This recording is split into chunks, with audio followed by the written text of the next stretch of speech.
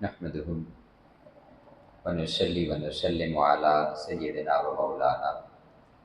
محمد النبي الكريم الأمين المكين الحنين الرؤوف الرحيم. أما بعد، أعوذ بالله من الشيطان الرجيم. بسم الله الرحمن الرحيم. ألا إن أولياء الله لا خوف عليهم ولا هم يحزنون. صدق الله مولانا العظيم. إن الله وملائكته يصلون على النبي يا أيها الذين آمنوا صلوا عليه وسلموا تسليما. اللهم صل وسلم وبارك على نبينا وحبيبنا محمد وآل محمد. الصلاة والسلام عليك يا سيدي يا رسول الله وعلى آلك وأصحابك يا سيدي يا حبيب الله. الصلاة والسلام عليك يا سيدي يا رحمة للعالمين وعلى آلك وأصحابك يا سيدي یا خاتم النبیین یا شفیع المذنبین. اللہ جل مجدہ کے فضل و کرم اور کریم آقا صلی اللہ علیہ وآلہ وسلم کے نالہ مبارکہ کے تصدق سے بحمدہ تعالی جمعۃ المبارک کے اس عظیم بابرکت دن اللہ رب العزت کے حضور اس کے گھر میں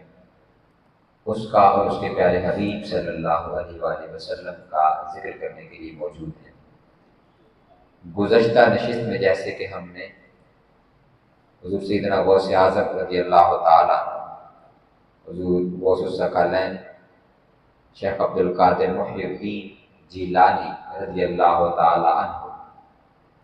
آپ کی شخصیت کے حوالے سے تمہیدی گفتگو کی، جس میں بنیادی طور پر قرآن مجید اور حدیث مبارکہ سے ہم نے سمجھا کہ یہ اولیاء کا مقام و مرتبہ اور شان کیا ہے، جس کو خود قرآن نے ڈیفائن کیا ہے اور حدیث مبارکہ میں اس کی تفصیلات آئی ہیں. اور یہ کوئی ایسی بات نہیں ہے کہ جو ہمارے یہاں اس خطہ کی کوئی گھڑی ہوئی بات ہے. یعنی شاید بعض لوگوں کے ذہن میں یہ آتا ہے کہ یہ اس برے صغیر پاک و ہند کے لوگوں کی کوئی بنائی ہوئی باتیں ہیں، تو ایسا نہیں ہے. یہی طریق ہے 1200 سال سے امت کے اندر. اور حضور سیدنا غوث اعظم رضی اللہ تعالیٰ عنہ کے حوالے سے بالخصوص میں یہ عرض کرنا چاہوں گا کہ آپ کی شخصیت کے حوالے سے، آپ کی تعلیمات کے حوالے سے، آپ کی کرامات کے حوالے سے یہ جتنی تفصیلات ہیں ان کو محدثین نے نقل کیا ہے. یعنی وہ بزرگان دین جو علم حدیث پر کام کرتے ہیں، جیسے علامہ ذہبی ہیں سیر اعلام النبلاء میں، ایون کہ امام ابن تیمیہ ہیں، امام ابن کثیر ہیں، علامہ ابن قیم ہیں، اور اسی طرح کے ان کے پائے کے دیگر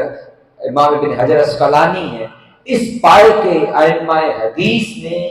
حضور سیدنا غوث اعظم رضی اللہ تعالیٰ عنہ کے احوال پر لکھا اور ان کو درج کیا اور نقل کیا ہے. اور پھر اسی طرح تصوف کے حوالے سے بھی اگر ہم بات کریں تو اس پر بھی بڑے بڑے ائمہ محدثین نے اس پر لکھا ہے. اس کی تفصیلات پر جب کبھی وقت آیا تو انشاءاللہ ہم اس پر گفتگو کریں گے. یہاں میں نے ضمناً یہ بات عرض کر دی کہ یہ کوئی ایسی بات نہیں جو صرف یہاں ہمارے اس پاکستان ہندوستان کی کوئی بنائی ہوئی یا گھڑی ہوئی چیز ہے. ہاں، اس میں جو چیزیں شامل ہوئیں جو نئی ہیں، جو ہمارے ہاں آپ کہہ لیں کہ جو دین کی تعلیمات سے متصف نہیں ہے اور متصل نہیں ہے، یعنی اس سے جڑی ہوئی نہیں ہے، جو یہاں کی کچھ چیزیں ہیں جو نئی پیدا کر لی گئی اور بنا لی گئی ہیں، ان کا تذکرہ ہم کبھی کبھار کر دیتے ہیں، آپ کے سامنے ان چیزوں کا ذکر کر دیتے ہیں. سورہ یونس کی آیت کریمہ میں نے آپ کے سامنے تلاوت کی، جس میں اللہ رب العزت نے اپنے اولیاء کے حوالے سے یہ چیز بیان کی ہے، جس کا ذکر ہم نے گزشتہ نشست میں بھی کیا تھا. اور وہ یہ کہ یہ وہ ہستیاں ہیں، وہ شخصیات ہیں کہ الذین آمنوا وکانوا یتقون، جو تقوی کے ذریعے اللہ رب العزت کی بارگاہ کا قرب حاصل کرتے ہیں اور بطریق علم اللہ رب العزت کی قربتوں کی طرف سفر کرتے ہیں. یہاں ایک بڑی بنیادی چیز جو سمجھنے والی ہے وہ یہ ہے کہ اولیاء کا جو طریق ہے وہ طریق علم ہے. یعنی جو جتنا علم رکھتا ہے گہرائی میں اور گہرائی میں، وہ اتنا ہی اللہ رب العزت کی اور آقا علیہ السلام کی بارگاہ کی معرفت زیادہ رکھتا ہے۔ یہاں ایک بنیادی سوال اگر ہم خود سے پوچھ لیں کہ ہم کسی کو اللہ کا اگر ولی کہتے ہیں، کسی کو اپنا شیخ، مربی، مرشد، پیر، ہادی، راہبر کہتے ہیں اور مانتے ہیں، تو اگر ہم اس کو یہ کہتے ہیں تو اس کو کس مقصد کے لیے کہتے ہیں؟ بیسک سا کوسچن کہ ہم اس کو یہ کیوں کہتے ہیں کہ وہ ایسا ہے، یعنی وہ ہمارا پیر ہے، ہمارا شیخ ہے، ہمارا مربی ہے، ہم کس شخص کو اس منصب پر فائز کرتے ہیں اور اپنا ہادی اور راہبر اور رہنما مانتے ہیں؟ بڑا بیسک سا سوال ہے، یعنی اس کا جواب کیا ہوگا آپ کے خیال میں؟ یعنی وہ شخص جو ہمیں دم کرتا ہو، تعویذ دیتا ہو، وہ ہمارا پیر ہے، یا وہ شخص جس کی کرامتیں بڑی زیادہ مشہور ہو جائے وہ پیر ہے، یا وہ شخص جس کے مرید بڑے ماننے والے بہت زیادہ ہوں، یا اس کا جو اصل مغز ہے اور بنیاد ہے وہ کیا ہے؟ یعنی وہ شخص کہ جو ہمیں اللہ رب العزت کی قربتوں میں لے کر کے جائے، جو ہمیں اللہ رب العزت کی بارگاہ کے اور زیادہ قریب کرے، اس کی ذات کی معرفت دے۔ ایک یہ پہلو، اور دوسرا اس کا پہلو ہے کہ جو ہماری اپنی شخصیت میں ہماری تربیت کرے، جو ہماری کمیاں ہیں، کجیاں ہیں، کمزوریاں ہیں۔ آگے چل کے میں ان کا ذکر کروں گا کہ حضور سیدنا غوث اعظم رضی اللہ تعالیٰ عنہ اپنے بارے میں وہ کیا ارشاد فرماتے ہیں کہ میں نے کن کن چیزوں پر محنت کی تو میں اس درجہ غوثیت پر پہنچا، مقام قطبیت تک پہنچا۔ وہ کیا بشری علائق ہیں، بشری کمزوریاں ہیں جو انسان کے بعض اوقات ظاہر میں ہوتی ہیں، اور کچھ ایسی ہیں جو ہمارے اندر پائی جاتی ہیں۔ اللہ کا ولی، شیخ، مرشد، پیر، ہادی، راہبر وہ ہوتا ہے جو ہمارے باطن کی بھی صفائی کرتا ہے اور ہمارے ظاہر کی بھی صفائی کرتا ہے، جو ہمیں تقویٰ کے راستے پر لے کر آتا ہے۔ اور اگر ہمیں کوئی شخص تقویٰ کے راستے پر نہیں لے کر جا رہا، جس کی سال بعد ہم نے صرف زیارت کرنے جانا ہے اور اس پر جانا ہے، وہاں میلہ لگنا ہے، جیسے تیسے کوئی محفل نعت ہونی ہے وہ ہو جائے اور وہاں سے واپس آئیں تو ہمارے احوال میں تبدیلی نہ ہو۔ اگر آپ فرق سمجھنا چاہیں نا تو فرق یہ ہے کہ میں آج کیسا ہوں آج کے دن میں، اور جب میں اس اللہ کے ولی کے پاس گیا تھا تو اس کے پاس گزارا ہوا ایک دن نے میرے اندر یہ تبدیلی پیدا کر۔ اگر تبدیلی پیدا ہو رہی ہے وہاں سے اس کو ایک اور پہلو میں لے لیں، اگر اللہ اور اس کے رسول کی محبت بڑھ رہی ہے، آقا علیہ السلام کی اہل بیت کی محبت بڑھ رہی ہے، ان کی طرف رجحان زیادہ ہو رہا ہے، تو سمجھ جائیں کہ یہ جگہ درست ہے کہ جو ہمیں اللہ رب العزت کی بارگاہ آقا علیہ السلام کی ذات کے قریب کر رہا ہے، اور اس کے ساتھ ساتھ پھر ہماری اپنی ذات کی تربیت کر رہے ہیں۔ تو یہ اولیاء ہیں، یہ اللہ کے ولی ہیں جو خود اللہ کی قربتوں میں رہتے ہیں۔ ولی کا معنی قریب ہونا ہے، جو میں نے پچھلے جمعہ المبارک میں حدیث مبارکہ عرض کی تھی کہ ولی فرائض کے ذریعے پھر نوافل کے ذریعے مجاہدہ کرتے کرتے اللہ کی بارگاہ کے قریب ہوتا ہے، اور اللہ رب العزت اس کو اپنی قربتوں میں لیتا ہے، اور پھر یہی اللہ کا ولی ہے کہ جو اللہ کی مخلوق کے بھی پھر قریب ہوتا ہے، ان کو پھر یہ فیض عطا کرتا ہے، ان کی خدمت میں مصروف رہتا ہے، ان کو کھانا کھلانے میں، ان کی خدمت کرنے میں، یہ پھر اپنی زندگیوں کو اس طریق پر گزارتے ہیں۔ اب آئیے حضور سیدنا غوث اعظم رضی اللہ تعالیٰ عنہ آپ کی حیات مبارکہ کے حوالے سے جہاں ہم نے گفتگو کو ختم کیا تھا وہ تھی کہ آپ کا شجرہ نسب ہم نے ذکر کیا تھا کہ آپ والد اور والدہ کی طرف سے حسنی اور حسینی سید ہیں، یعنی والد کی طرف سے سلسلہ شجرہ نسب وہ سیدنا امام حسن علیہ السلام تک پہنچتا ہے، اور والد کی طرف سے والدہ کی طرف سے شجرہ نسب وہ سیدنا امام حسین علیہ السلام تک پہنچتا ہے۔ آپ کی ولادت ہوتی ہے تو اس کے بعد یہ رمضان المبارک کا مہینہ ہے، بعض روایات میں ہے کہ یکم رمضان المبارک میں آپ کی ولادت ہوئی، اور یہ بات بڑی کثرت کے ساتھ درج کی اس کو علماء نے اور ائمہ نے کہ آپ جب پیدا ہوئے تو رمضان کا کیونکہ مہینہ تھا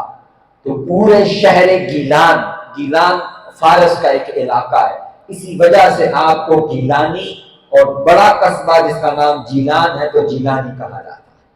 یہ موجودہ ایران کے علاقوں میں سے ہے. وہاں جب آپ کی ولادت ہوئی تو پورے علاقے میں ایک بات معروف ہو گئی، اور وہ یہ کہ سادات کے گھرانے میں ایک بچہ پیدا ہوا ہے جو پورا دن روزے سے رہتا ہے. یعنی آپ صبح کے وقت طلوع آفتاب سے پہلے جو طلوع فجر کا وقت تھا اس وقت اپنی والدہ کا دودھ پیتے، اور پورا دن باوجود کوشش کے آپ اپنی والدہ کا دودھ نہ پیتے. اور آپ کی والدہ فرماتی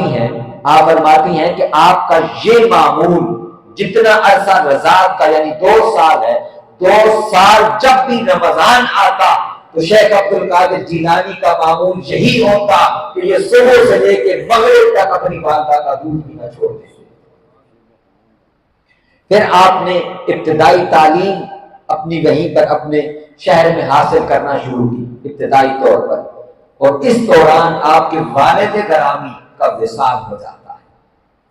ان کا وصال ہو جاتا ہے. ابو صالح جنگی دوست جن کا ہم نے ذکر کیا تھا، وہ جو سیب کھا کے اور اس کے مالک کی تلاش میں نکلے تھے، یہ وہ ہستی ہیں. تو حضور سیدنا غوث اعظم رضی اللہ تعالیٰ عنہ کے اپنے بچپن میں ہیں تو آپ کے والد گرامی فوت ہو گئے، تو آپ کی تربیت اور آپ کی پرورش وہ آپ کے نانا جان عبداللہ الصومعی رحمت اللہ علیہ نے کی ہے. وہ جو اس باغ کے مالک بزرگ تھے اور جنہوں نے آپ کے والد گرامی کو 10 سال کے عرصہ اپنے پاس رکھا ہے. حضور سیدنا غوث اعظم رضی اللہ تعالیٰ عنہ خود اپنے بارے میں ارشاد فرماتے ہیں، آپ فرماتے ہیں کہ میں جب بچپن میں تھا، چھوٹا تھا، میں جب باہر نکلتا اور بچے کھیل رہے ہوتے تو میں اگر ان کے ساتھ کھیلنے کی طرف راغب ہوتا، جو معمول کی بات ہے کہ بچے یہ رغبت رکھتے ہیں، شوق رکھتے ہیں کہ اپنے ہم جوڑیوں، اپنے ہم عمر بچوں کے ساتھ وقت گزاریں، ان کے ساتھ کھیلیں، تو آپ فرماتے ہیں کہ جب میں بچوں کے ساتھ کھیلنے لگتا تو مجھے غیر سے کوئی ندا دینے والا ندا دیتا اور کہتا کہ عبد القادر تو برکتوں والا ہے، تو میری طرف آ جا، تو برکتوں والا ہے، تو میری طرف آ جا. اور پھر آپ فرماتے کہ مجھے یہ آواز کثرت سے سنائی دیتی کہ تجھے اس مقصد کے لیے پیدا نہیں کیا گیا ہے، تو اب تیرا مقصد کچھ اور ہے، تیرا مقصد کچھ اور ہے. تو آپ فرماتے اس طرح یہ آوازیں مجھے غیر سے سنائی دیتی اور میں کھیل کود سے دور رہتا. پھر آپ سے سوال کیا گیا کہ آپ کو اپنی ولایت کا علم کیسے ہوا، کب سے ہوا؟ کیونکہ آپ اس شان ولایت کے ساتھ ہی پیدا ہوئے ہیں. یعنی آپ نے کسبی طور پر بھی اس کو مقام کو حاصل ضرور کیا ہے، لیکن اللہ رب العزت نے جو میں نے پچھلی جمعہ مبارک میں ہی یہ آیت مبارکہ تلاوت کی تھی کہ وَاللَّهُ يَخْتَصُّ بِرَحْمَتِهِ مَن يَشَاءُ، جن کو اللہ رب العزت اپنی رحمت سے چاہتا ہے خاص فرما دیتا ہے. تو یہ ان چنیدہ لوگوں میں سے اگر کوئی سوال کرے کہ بچپن میں ایسا کیسے ہے، تو بھئی یہ سوال اس شخص پر نہیں ہو سکتا، یہ سوال اللہ کی قدرت پر ہو سکتا ہے کہ اللہ خود قرآن میں کہہ رہا ہے کہ میرا طریق ہے کہ میں ایسا کرتا ہوں، جس کو چاہتا ہوں اپنی رحمت سے خاص کر لیتا ہوں. تو تم اللہ پر سوال کر رہے ہو کہ مولا تم نے ایسا کیوں کیا، یہ ایسا کیسے ہو جاتا ہے؟ ایسا اللہ کی رحمت سے ہو جاتا ہے، اللہ کے فضل سے ہو جاتا ہے کہ وہ ان ہستیوں کو چنتا ہے، چن لیتا ہے خاص مقصد کے لیے. آپ پیدائشی طور پر اللہ کے ولی پیدا ہوئے، تو آپ فرماتے ہیں کہ مجھے اپنی ولایت کا علم اس وقت ہوا کہ جب میں مدرسہ میں جاتا پڑھنے کے لیے تو وہاں ایک ندا دینے والا ندا دیتا اور کہتا اقصحو لولی اللہ، اللہ کے ولی کے لیے جگہ کھلی کر دو، مشاہدہ کر دو. یہ معمولات فرماتے کہ بچپن میں تھے. پھر آپ جب اپنی نوجوانی کو عمر کو پہنچے، اس پر تمام علماء متفق ہیں کہ قریب 18 سال کی جب آپ کی عمر ہوئی تو آپ نے اپنی والدہ سے اجازت طلب کی اور ان سے عرض کیا کہ میں چاہتا ہوں کہ میں اپنے اس علم کو جو میں نے یہاں حاصل کرنا تھا وہ کر لیا ہے، لیکن اس کو مزید بڑھانے کے لیے میں بغداد جاؤں اور وہاں جا کر مزید حدیث کا، فقہ کا اور تفسیر کا علم حاصل کروں. تو آپ کی والدہ، کیونکہ آپ کے والد گرامی فوت ہو چکے تھے، تو آپ کی والدہ پہلے تو رونے لگی، لیکن پھر انہوں نے ان کو اجازت دی۔ اور آپ خود فرماتے ہیں کہ جب میں سفر کے لیے نکلنے لگا تو میری والدہ نے مجھے تلقین کی اور مجھے کہا کہ بیٹا ہمیشہ صدق پر اور سچائی پر قائم رہنا، تمہاری زندگی میں کبھی جھوٹ نہ آئے، اور اپنی تربیت کا بتایا کہ بیٹے ہم نے اس انداز میں آپ کی تربیت کی ہے تو تم نے ہماری اس تربیت کی لاج رکھنی، وہ جو گھر سے تربیت آپ کو ملی۔ پھر وہ معروف واقعہ ہے جو ہم نے سن رکھا ہے، جب آپ سفر میں تھے تو اس قافلے کو ڈاکوؤں نے لوٹ لیا، انہوں نے ہر ایک سے مال لیا۔ اس بچے کے پاس جب حضور سیدنا غوث اعظم رضی اللہ تعالیٰ عنہ کے پاس آئے تو وہ کہنے لگے کہ بیٹا تمہارے پاس کیا ہے؟ انہوں نے بتایا کہ میرے پاس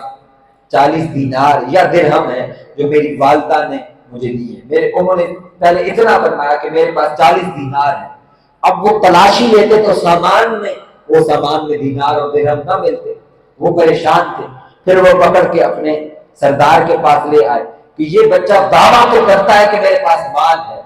لیکن ہمیں معلوم نہیں کہ وہ مال ہے کہاں، ہمیں ملتا نہیں ہے۔ پھر انہوں نے اس سے پوچھا کہ بھائی بتاؤ وہ مال کہاں ہے؟ تو ہم تو ڈھونڈ چکے، تلاشی لے چکے ہیں ساری تمہارے سامان کی۔ تو آپ نے فرمایا وہ مال میری قمیص کے اندر ایک جیب ہے، اس میں سلا ہوا ہے۔ جب وہ قمیص کھولی گئی، اس جیب کو دیکھا تو وہاں سے وہ درہم اور دینار برآمد ہوئے۔ اب وہ سردار حیران ہوا، اب 18 سال کا نوجوان یہ بات کر رہا ہے، وہ حیران ہوا کہ تم نے اس کو چھپا کیوں نہیں لیا؟ تم نے دیکھا کہ ہم ڈاکو ہیں، لٹیرے ہیں، ہم لوٹ رہے ہیں، مال لے رہے ہیں۔ انہوں نے کہا میں چھپا سکتا تھا، لیکن تمہارے ساتھیوں میں سے ایک نے آ کر مجھ سے پوچھ لیا کہ تمہارے پاس کچھ ہے تو وہ بھی دے دو۔ ہم نے کہا کہ ہے ہمارے پاس۔ انہوں نے کہا کہ تمہارے پاس کیا ہے؟ تو میں نے اظہار کیا کہ میرے پاس اتنے درہم یا دینار موجود۔ اس نے کہا کہ تم نے ایسا کیوں کیا؟ اس کو چھپایا کیوں نہیں؟ جب تمہارے علاوہ تمہارے سامان میں سے تو یہ برآمد نہیں ہو رہے تھے، تو تم نے اس کو کیوں چھپا لیا اور اس کو ظاہر کیوں کیا؟ چھپایا کیوں نہیں اور کیوں ہمیں بتا دیا اور اس کو ظاہر کیوں کیا؟ انہوں نے کہا اس لیے کہ میں جب گھر سے نکل رہا تھا تو میری والدہ نے کہا تھا عبد القادر ہم نے تمہاری تربیت صدق پہ کی ہے، زندگی میں کبھی جھوٹ نہ بول۔ وہ ڈاکو حیران رہ گیا کہ یہ نوجوان اس جوانی کے اندر اس کے تقویٰ کا عالم یہ ہے کہ یہ اپنی والدہ سے کیے ہوئے وعدے سے پیچھے نہیں ہٹ رہا، اور بجائے کہ اس کا ذات کا نقصان ہو رہا ہے، اس کو اپنی ذات کا نقصان گوارا ہے، لیکن والدہ سے کیا ہوا وعدہ اس کی خلاف ورزی کرنا گوارا نہیں ہے۔ وہ خود سے مخاطب ہوا اور کہنے لگا کہ تو کیسا انسان ہے کہ تو اس نوجوان سے سبق حاصل کر کہ تو اس عمر کے اندر لوگوں کے مال لوٹ رہا ہے اور اپنے رب سے کیے ہوئے وعدے کی خلاف ورزی کر رہا ہے۔ تو یہ پہلا موقع تھا جب آپ کی اس نوجوانی کی عمر کے اندر وہ ڈاکو اپنے سارے ساتھیوں سمیت اس نے آپ کی بیعت کی اور وہ توبہ کر کے اس اپنے جو اس کا جرم تھا، جو ڈاکہ زنی تھی، اس سے اس نے توبہ کر لیا اور راہ راست پر آ گیا۔ یہاں آپ کو ایک اور بات میں عرض کرتا چلوں، آپ میں سے جو لوگ مرید ہوئے ہیں آپ کو یہ میری باتیں سخت نہیں لگتی، آپ نے کہنا کہ علامہ صاحب پیروں کے پیچھے ہی پڑ گئے، ایسا تو نہیں، اگر ایسا ہے تو میں پھر یہ بات نہیں کروں گا۔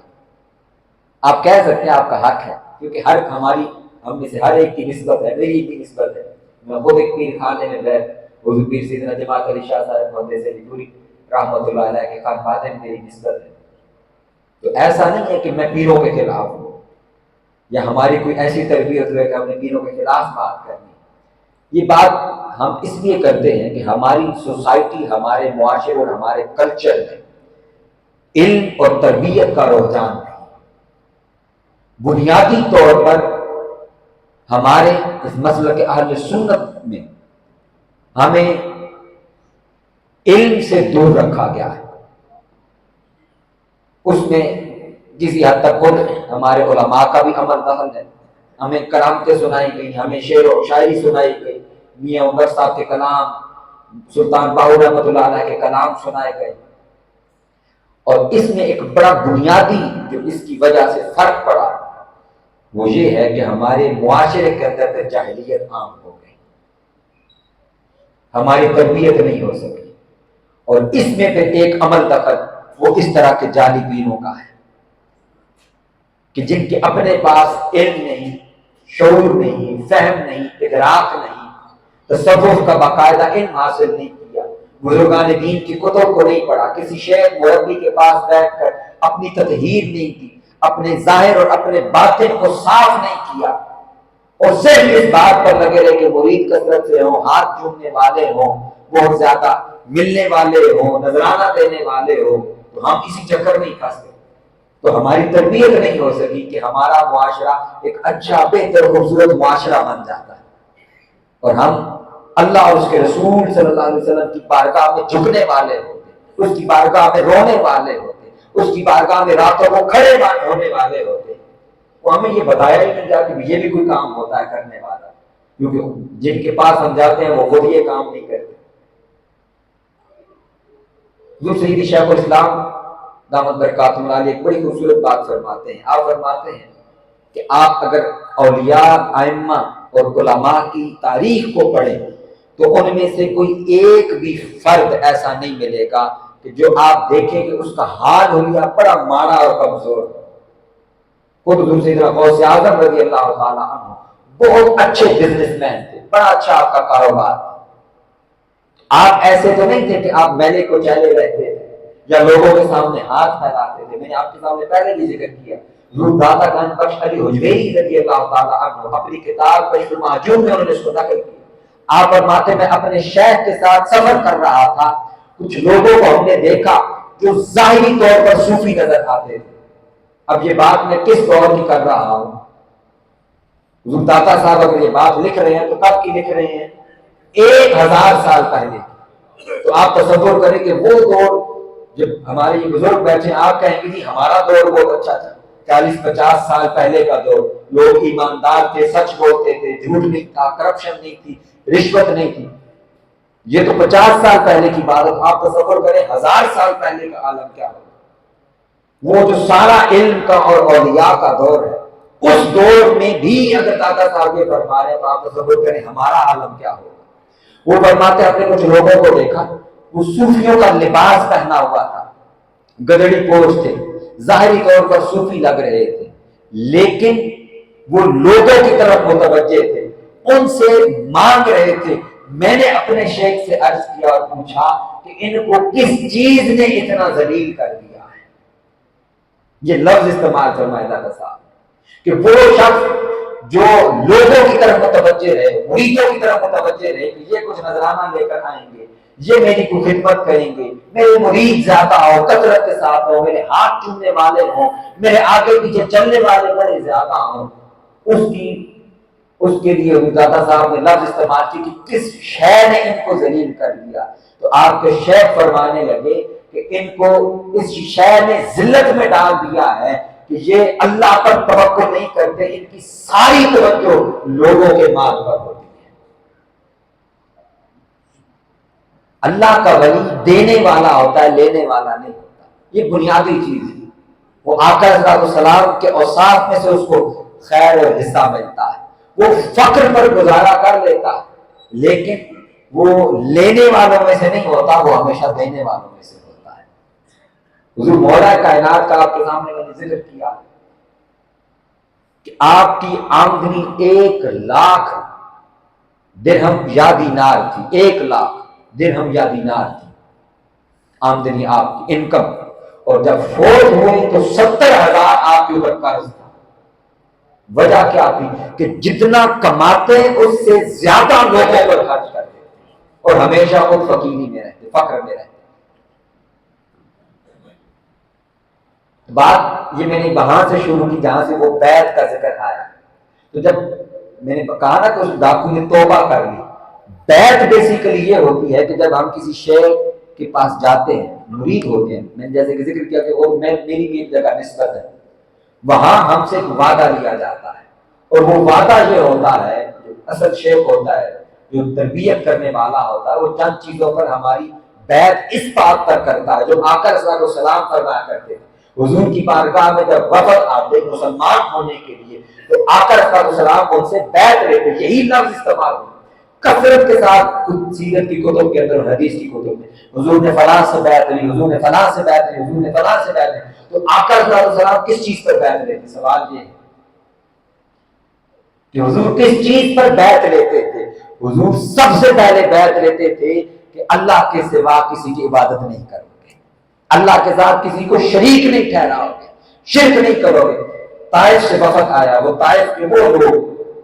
جنہوں نے آقا علیہ السلام کو زخمی کیا، پتھر مارے حضور کو، وہ سن 9 ہجری میں تقریباً وہ آقا علیہ السلام کے پاس آئے بیعت کرنے کے لیے، اسلام قبول کرنے کے لیے. وہ ایک پورا پرچہ لکھ کر کے لے کر کے آئے کہ ہم ان سے ان چیزوں کی اجازت لیں گے کہ اگر وہ یہ چیزیں ہماری شرطیں مانتے ہیں تو ہم اسلام قبول کریں گے، ورنہ ہم اسلام قبول نہیں کریں گے. اور ان کے آنے کی خوشی کا عالم یہ تھا، ان کے آنے کی، کہ حضرت مغیرہ بن شعبہ فرماتے ہیں کہ میں نے دیکھا کہ عبد جالیل اور بنو ثقیف کا وفد طائف والوں کا آ رہا ہے، تو میں بہت خوشی خوشی دوڑا ہوا جا رہا تھا. سیدنا صدیق اکبر رضی اللہ تعالیٰ عنہ نے مجھے دیکھ لیا، انہوں نے مجھے دیکھا، انہوں نے پوچھا مغیرہ کیا ہوا ہے، کیا وجہ ہے، کیوں اتنے خوش ہو؟ تو میں نے ان سے کہا کہ وہ بنو ثقیف کا وفد آ رہا ہے آقا علیہ السلام کی بارگاہ میں، وہ طائف والے آ رہے ہیں، تو میں حضور کو یہ خوشخبری سنانے جا رہا ہوں. تو سیدنا صدیق اکبر نے کہا مغیرہ مجھ سے وعدہ کرو تو مجھ سے پہلے یہ خوشخبری حضور کو نہیں دو گے، حضور کو یہ خوشخبری میں سناؤں گا، کیونکہ بہت بڑی خبر ہے کہ طائف سے آقا علیہ السلام بڑے دکھی دل سے واپس آئے تھے. تو اگر وہ لوگ حضور کی بارگاہ میں آ رہے تو حضور کو خوشی ہونی تھی. وہ آئے، آقا علیہ السلام کو خوشی، جب یہ خبر ملی حضور کھڑے ہو گئے اور آگے بڑھ کے ان کا استقبال کر کے حضور نے ان کو اپنے پاس بٹھایا. اور اب بیعت لی تو پہلی چیز آقا علیہ السلام نے ارشاد فرمائی، فرمایا منات کی عبادت نہیں کرو گے،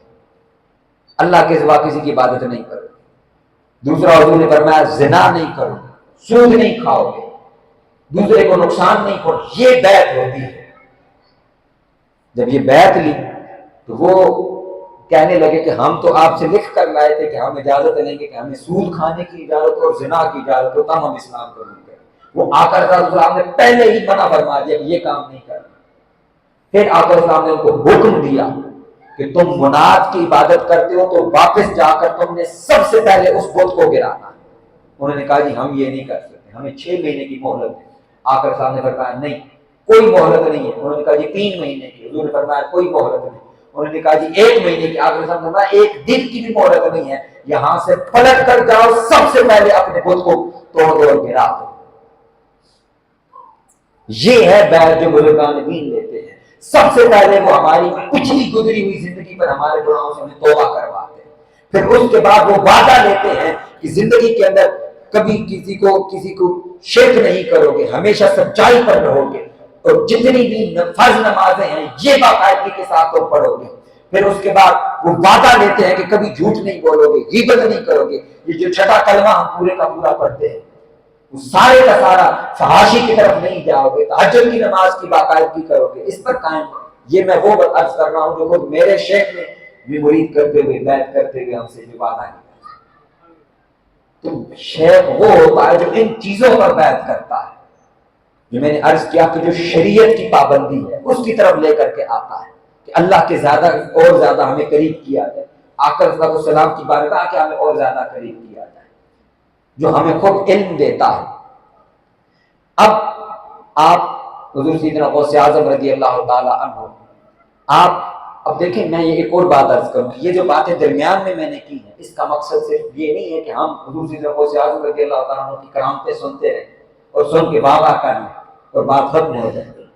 اس کا مقصد یہ ہے کہ ان کی زندگی ہمارے لیے رول ماڈل ہے، ہمیں اس سے سبق کیا ملتا ہے، ہم نے سیکھنا کیا ہے. ہم ان کا جو نام جپتے ہیں، ان کی محافل کرتے ہیں، تو اصل میں وہ ہمیں دے کر کے کیا گئے ہیں اور ہم نے ان سے لینا کیا ہے. تو آپ جب بغداد آئے تو آپ نے بڑے شیوخ سے فیض حاصل کیا. ان میں قاضی ابو سعد محرمی ہیں، ابو غالب محمد بن حسن باقلانی ہیں، احمد بن مظفر بن سوس ہیں، ابو قاسم بن بیان ہیں، جعفر بن احمد السراج ہیں اور ابو سعید بن خشیش ہیں اور ابو طالب یوسفی رضی اللہ تعالیٰ عنہ، یہ شخصیات ہیں جن سے حضور سیدنا غوث اعظم رضی اللہ تعالیٰ عنہ نے حدیث کا، فقہ کا اور تفسیر کا علم حاصل کیا۔ اب آئیے آپ کو ایک بڑی کمال کی بات عرض کرتا ہوں، اور وہ یہ ہے کہ حضور سیدنا غوث اعظم رضی اللہ تعالیٰ عنہ خود اپنے بارے میں ارشاد فرماتے ہیں، اور وہ فرماتے ہیں درست العلم حتی صرت قطبا ونلت السعد من مول الموانی، کہ آپ مقام قطبیت اور مقام غوثیت پر جو فائز ہیں تو کیسے ہوئے ہیں؟ آپ فرماتے درست العلم حتی صرت قطبا، میں مقام غوثیت تک علم حاصل کرتے کرتے پہنچا ہوں۔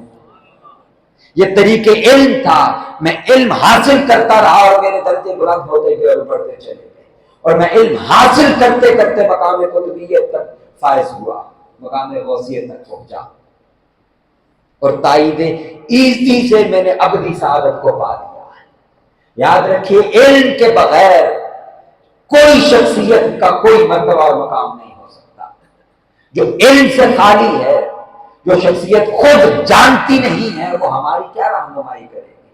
اللہ رب العزت نے آدم علیہ السلام کو جو سجدہ کروایا ہے تو وہ اس کی وجہ بھی علم تھی، اور جتنے انبیاء آئے، اب بتائیے انبیاء دنیا میں کیا کرنے آئے؟ انبیاء دنیا میں کیا کرنے آئے؟ وہ دنیا کو ہدایت دینے کے لیے آئے، رہنمائی دینے کے لیے آئے، انہیں شرک سے دور کرنے کے لیے آئے، انہیں اللہ رب العزت کے قریب کرنے کے لیے آئے۔ اور پھر بعض اوقات بعض قوموں کے اندر کچھ معاشرتی برائیاں تھیں، مثلا شعیب علیہ السلام کی قوم تھی تو وہ کم تولنے والے تھے، کم ناپ کرنے والے تھے، پھر اسی طرح ناپ توڑ میں کمی کرتے، بددیانتی کرتے تھے۔ لوط علیہ السلام کی قوم تھی، اخلاقی طور پر کمزور تھے، بے حیائی کے اندر اور زنا کے اندر ملوث تھے، ان کی قوم اخلاقی طور پر بری تھی۔ پھر کوئی قوم تھی جیسے ہود علیہ السلام کی قوم ہے تو وہ بہت زیادہ مغرور تھے، غرور کرنے والے تھے، وہ کہتے تھے ہم نے پہاڑوں میں گھر بنائے، ہم سے بڑا طاقتور کون ہو سکتا ہے؟ بنی اسرائیل وہ سیاسی طور پر کمزور تھے، فرعون ان کے اوپر جابر حکمران تھا۔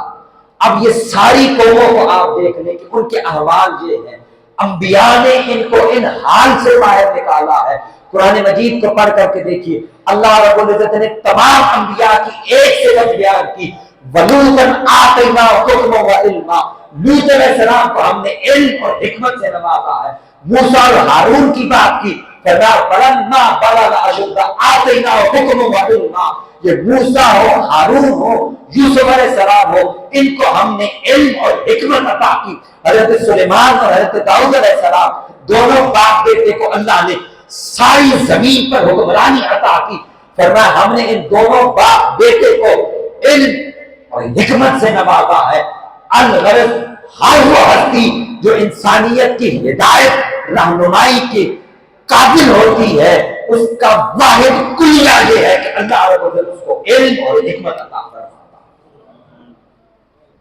جو ہستی علم سے دور ہے، جو شخصیت جس کو حکمت عطا نہیں ہوئی، جس نے کبھی حدیث کا، فقہ کا، تفسیر کا باقاعدہ علم حاصل نہیں کیا، کسی ہستی کے پاس بیٹھ کر اس نے رسوخ حاصل نہیں کیا، تو ایسی ہستی وہ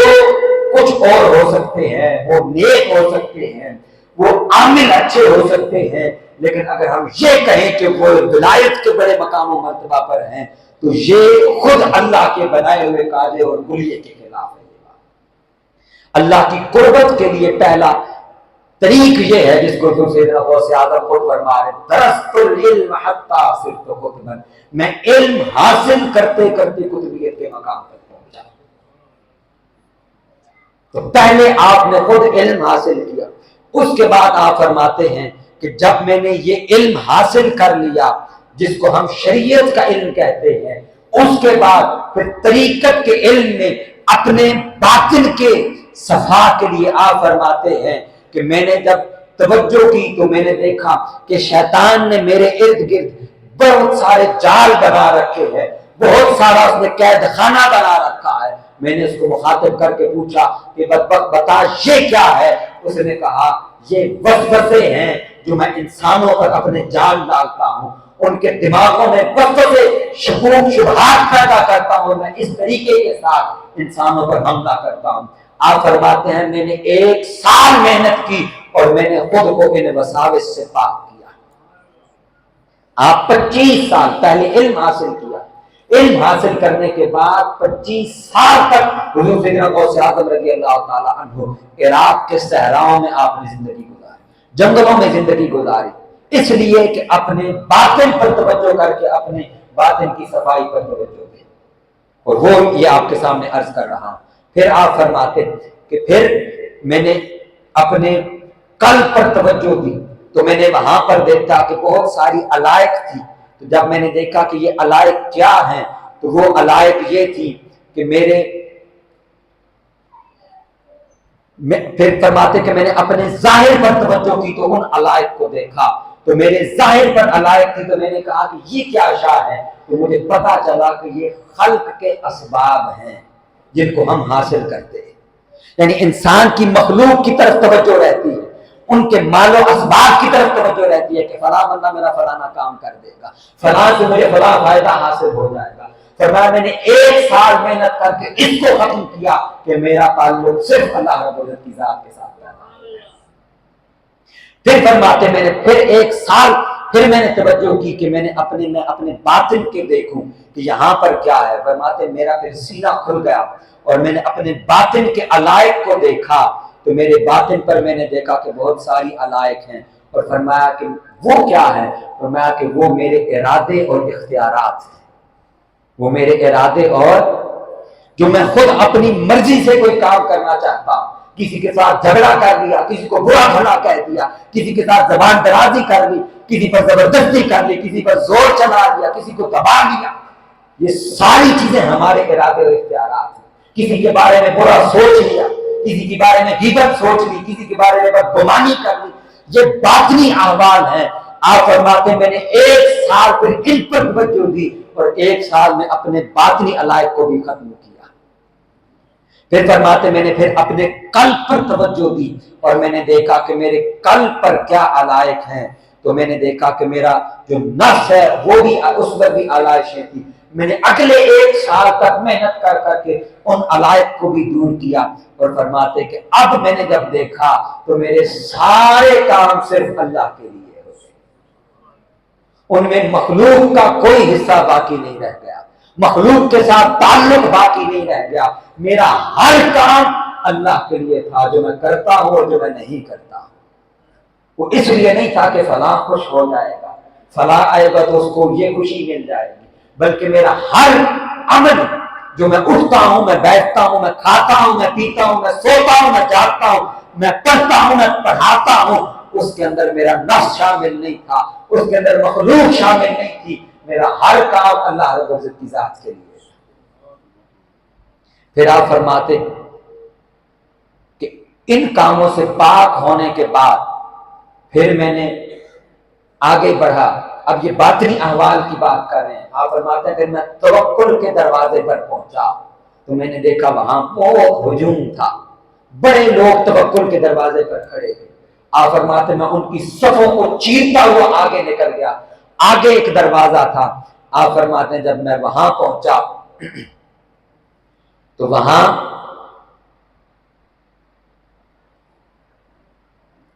شکر کا دروازہ تھا۔ آپ فرماتے ہیں پھر شکر کے دروازے پر بڑا ہجوم تھا، وہاں پر بڑی صف بندی تھی، وہاں پر بھی لوگ تھے۔ آپ فرماتے ہیں میں ان کی صفیں چیرتا ہوا آگے پہنچا، آگے مشاہدہ کا دروازہ تھا، مشاہدہ کا دروازہ، وہ جس کو کہتے ہیں کہ اپنی ہتھیلی کے اوپر ساری دنیا کو دیکھ لینا۔ آپ فرماتے ہیں میں وہاں تک پہنچا، وہاں پر بھی بڑا ہجوم تھا۔ آپ فرماتے ہیں میں ان کی صفیں چیرتا ہوا پھر آگے بڑھتا چلا گیا، آگے پہنچا تو آگے فقر کا دروازہ تھا، اور فرمایا فقر کا دروازہ خالی تھا، پھر میں وہاں پہنچ گیا۔ اب آپ فرماتے ہیں کہ جب میں اس مقام پر پہنچا تو اللہ رب العزت نے مجھے غیب کے فتوحات مجھ پر کھول دیے اور دنیا کے خزانے مجھے میرے سامنے ظاہر کر دیے گئے، اور اللہ رب العزت نے مجھے روحانی عزت اور مقام مرتبہ عطا فرمایا۔ اس کے بعد آپ واپس آئے۔ آپ تصور کرتے ہیں ہمارے ہاں کوئی اس طرح کا کوئی کام کیا جاتا ہے کہ پہلے آپ باقاعدگی کے ساتھ 10 12 20 سال دین کا علم حاصل کریں اور اگلے 20 سال اپنے باطن کی صفائی پر لگائیں، اور اس کے بعد آپ مسجد ارشاد پر آ کر کے بیٹھے اور اگلے 35 سال حضور سیدنا غوث اعظم رضی اللہ تعالی عنہ ہفتے کے 3 دن واعظ فرمایا کرتے تھے اور 13 مختلف علوم پڑھایا کرتے تھے۔ یہ ہے حضور سیدنا غوث اعظم رضی اللہ تعالی عنہ۔ آپ مجھے پوری ایمانداری سے بتائیں، ہم میں سے کتنے ایسے لوگ تھے جن کو آج سے پہلے حضور سیدنا غوث اعظم کا یہ تعارف تھا؟ ہمیں شاید ایسا لگتا ہے کہ وہ کرامتیں بہت زیادہ ہیں ان کی، صبح و شام سوتے جاگتے ان سے کرامتوں کا ضرور ہوتا تھا، تو وہ حضور سیدنا غوث اعظم رضی اللہ تعالیٰ عنہ بن گئے۔ نہیں، یہ مجاہدہ کا طریق ہے، یہ علم کا طریق ہے، یہ محنت کا طریق ہے۔ عطار ہو، رومی ہو، راضی ہو، غزالی ہو، کچھ ہاتھ نہیں آتا بے آہ سحر گاہی، اقبال نے کہا تھا کہ آپ جتنے بڑوں کا نام پڑھتے ہیں یہ نام اور مقام اس لیے ملتا ہے کہ اس کے پیچھے محنت، مجاہدہ اور آہ سحر گاہی، وہ راتوں کا جاگنا شامل ہوتا ہے، وہ محنتیں شامل ہوتی ہیں، وہ اپنے نفس کے اوپر قابو پانا شامل ہوتا ہے۔ آقا علیہ السلام کی حیات مبارکہ اور سیرت کو بھی اگر ہم دیکھتے ہیں، میں آپ کو دوسری طرف غوث اعظم رضی اللہ تعالیٰ عنہ کا یہ واقعہ عرض کر دیتا ہوں۔ معروف واقعہ ہے کہ آپ درس دے رہے تھے، مسند پر تشریف فرما تھے، خادم آیا، اس نے آپ کے کان میں کچھ بات کہی، عرض کیا، آپ نے کہا الحمدللہ۔ کچھ دیر گزری، تھوڑی دیر بعد وہ پھر آیا، اس نے آپ کے کان میں سرگوشی کی، آپ نے پھر فرمایا الحمدللہ۔ سامنے بیٹھے تلامذہ نے عرض کیا کہ حضور وہ شخص پہلے بھی آیا تو آپ نے الحمدللہ کہا، اب بھی آپ نے الحمدللہ کہا، وجہ کیا ہے، ماجرا کیا ہے؟ آپ نے فرمایا وہ مجھے خبر دینے آیا تھا پہلی مرتبہ کہ آپ کا تجارتی سامان جس بحری بیڑے پر آ رہا تھا، جس کشتی پر آ رہا تھا، وہ سمندر میں ڈوب گئی ہے۔ میں نے اپنے دل پر نگاہ ڈالی کہ میرا جو تجارت کا مال ہے اور اسباب ہے، اس کے ڈوب جانے سے میرے دل پر کیا کیفیت وارد ہوتی ہے، تو میں نے اپنے دل پر نگاہ ڈال کر کے دیکھا کہ میرا دل اپنے مولا کی یاد اور ذکر میں اسی طرح مصروف ہے، اس کو اس خبر سے کوئی غم نہیں پہنچا، کوئی رنج نہیں ہوا۔ آپ فرماتے پھر دوسری مرتبہ کیا ہوا؟ فرماتے دوسری مرتبہ اس نے آ کر مجھے خبر دی کہ حضور وہ پہلے والی خبر غلط تھی، وہ جو بحری بیڑا ڈوبا ضرور ہے لیکن جس میں آپ کا مال تھا وہ بحری بیڑا محفوظ ہے، آپ کا مال محفوظ ہے، کسی اور کا بحری بیڑا ڈوب گیا ہے۔ آپ فرماتے میں نے پھر دل پر توجہ کی اور میں نے دیکھا کہ یہ خبر سن کر اس کا حال کیا ہے۔ میں نے دیکھا کہ اس خبر سے میرے دل کی کیفیت میں کوئی تبدیلی نہیں آئی، اسے کوئی فرحت، کوئی خوشی محسوس نہیں ہوئی، بلکہ اب بھی وہ اپنے اللہ کی یاد کے اندر اور اللہ کے ذکر کے اندر مصروف۔ یہ ہے اپنے نفس پر قابو پانا اور اپنی ذات کے اوپر قابو پانا اور اپنے اوپر اس قدر اختیار حاصل ہونا کہ اپنا ہر عمل اللہ کی ذات کے ساتھ جڑا ہوا۔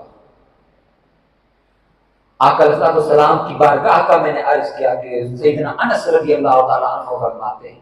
آپ فرماتے ہیں میں 10 سال حضور کی خدمت میں رہا، 10 سال حضور کی خدمت کی، میں 10 سال کا تھا جب حضور کی خدمت میں آیا اور 10 سال میں نے حضور کی خدمت کی۔ آپ فرماتے ایک دن، ایک لمحہ ایسا نہیں گزرا میری زندگی میں کہ حضور نے مجھے کہا ہو کہ انس یہ کام کیوں نہیں کیا یا اس کام کو کرنے میں کیوں تاخیر کر دی۔ آپ فرماتے میں چھوٹا تھا، بچہ تھا، حضور نے مجھے بازار کام سے بھیجا، میں باہر گلی میں آیا، بچے کھیل رہے تھے، میں ان کے ساتھ کھیل میں مصروف ہو گیا۔ بڑی دیر بعد حضور تشریف لائے، آقا علیہ السلام میرے پیچھے آئے اور یوں میرے کندھوں پر ہاتھ رکھ کے کھڑے ہو گئے۔ میں نے پیچھے مڑ کر کے دیکھا، آقا علیہ السلام کھڑے ہیں، میں ڈر گیا، میں سہم گیا۔ تو میں نے کہا مجھے ڈانٹ پڑے گی کیونکہ مجھے کام کہا گیا اور میں نے کام کیا نہیں۔ آپ کہتے میں ڈر گیا، میں سہم گیا۔ جب میں نے حضور کے چہرے انور کو دیکھا، آقا علیہ السلام مسکرا رہے تھے، حضور مسکرا رہے تھے۔ آپ عرض کرتے ہیں، سیدنا انس رضی اللہ تعالیٰ عنہ فرماتے ہیں کہ آقا علیہ السلام نے مجھ سے صرف اتنا کہا، انس آپ کو کام کہا تھا وہ کام کر دیا؟ میں نے عرض کی نہیں یا رسول اللہ، میں باہر آیا، میں کھیل میں مشغول ہو گیا تھا۔ حضور نے فرمایا پھر بھاگ کر جاؤ، وہ کام کرتا۔ یہ اسوہ نبوی ہے جو اللہ کے اولیاء میں پایا جاتا ہے کہ وہ یہ جو میں بار بار نفس کے قابو کرنے کی بات کر رہا ہوں، وہ نفس کو قابو کرنے سے یہ مراد ہے۔ ہم گھر جاتے ہیں، اہلیہ نے کھانا بنا رکھا اور اس میں تھوڑا سا نمک تیز ہو تو ہم فوراً اٹھا کے برتن دور پھینکتے ہیں۔ پورا دن گھر سے باہر گزارا ہے، محنت کی ہے، مزدوری کی ہے، جاب کر کے واپس آئے، اچھا کھانا کھانے کو نصیب نہیں ہوتا، یہاں گالیاں دینا شروع کر دیتے ہیں، بچوں پر غصہ نکالتے ہیں، اپنے ماتحت ہوں، چھوٹے کام کرنے والے ہوں صاحب، ان پر غصہ نکالتے ہیں، ان کو مارتے ہیں، پیٹتے ہیں، برے ناموں سے بلاتے ہیں، وہ جی یہ کام ہی نہیں کرتے۔ آقا علیہ السلام کیوں یہ نہیں کہتے؟ حضور نے تو کبھی ایسا نہیں فرمایا کہ یہ ایسے کام نہیں کرتے، ان کو کھینچ کے رکھیں۔ حضور بھی تو، آقا علیہ السلام بھی تو اسی دنیا میں تشریف ہے، اور مکہ کے لوگ جن سے واسطہ پڑا، وہ بڑے اڑیے سخت مزاج قسم کے لوگ، کسی کی بات نہ ماننے والے لوگ، وہ کسی کی بات ہی نہیں، ان کے ایک ایک قبیلے کے بس الگ الگ مشہور ہے، برا بھلا کا۔ یہ ہے اپنے نفس پر قابو پانا، کہ جہاں خواہش پیدا ہو کہ یہ کام میری مرضی کے مطابق نہیں ہوا، وہاں اپنی مرضی سے ٹل جانا اور جو ہوا ہے اس پر راضی ہو جانا، اس کو کہتے ہیں کہ انسان اللہ کی رضا میں راضی ہوا ہے۔ اور یہ ہے حضور سیدنا غوث اعظم رضی اللہ تعالیٰ عنہ کی تعلیمات، اور یہ ہے آپ کی شخصیت کہ ہم آپ کا نام لیتے ہیں، آپ کا دم بھرتے ہیں، آپ کی بارگاہ کی فیض کی دعائیں کرتے ہیں، آپ کی نام کی محافل کرتے ہیں، اہتمام کرتے ہیں، طعام کا اہتمام کرتے ہیں۔ آپ کی بارگاہ کا فیض یہ ہے کہ ہم آپ کی تعلیم پر جڑ جائیں۔ اور میں نے جب ذکر کیا کہ آپ کا وصف کیا ہے، مقام غوثیت تک پہنچایا، 13 مختلف علوم تھے جو حضور سیدنا غوث اعظم خود پڑھایا کرتے، 70 ہزار کا مجمع ہوتا، اس کے اندر آپ واقع فرمایا کرتے اور لوگ بیٹھ کر آپ کے مواعظ کو لکھا کرتے۔ 20 کے قریب مختلف کتب ہیں جو آپ نے تحریر فرمائی۔ آپ تو علم کے پیامبر ہیں، علم کے رہنما ہیں، آپ کا تعارف علم ہے اصل میں، جو ہمارے معاشرے کے اندر آپ کا تعارف کرامت کروا دیا گیا کہ جس کی کرامتیں زیادہ ہوں وہ اللہ کا ولی ہوتا ہے۔ نہیں، جو علم میں جتنا بڑے مقام پر ہوتا ہے اللہ اسی کو اپنی قرب کا زیادہ مقام عطا فرماتا ہے۔ اور پھر 90 سال کی عمر پائی، اور آپ کا سیاسی کردار آپ فرض کرتا تھا، اس میں گفتگو کو ہم ختم کرتے ہیں۔ آپ کا سیاسی کردار کیا تھا؟ آپ نے سلطان صلاح الدین ایوبی کا نام سنا ہے؟ سلطان صلاح الدین ایوبی جس نے عیسائیوں کے خلاف اس دور کے اندر بڑی صلیبیں جنگیں لڑی اس نے، اور بالآخر اس نے بیت المقدس کو فتح کیا۔ یہ آج سے پہلے 1924 سے 1918 سے پہلے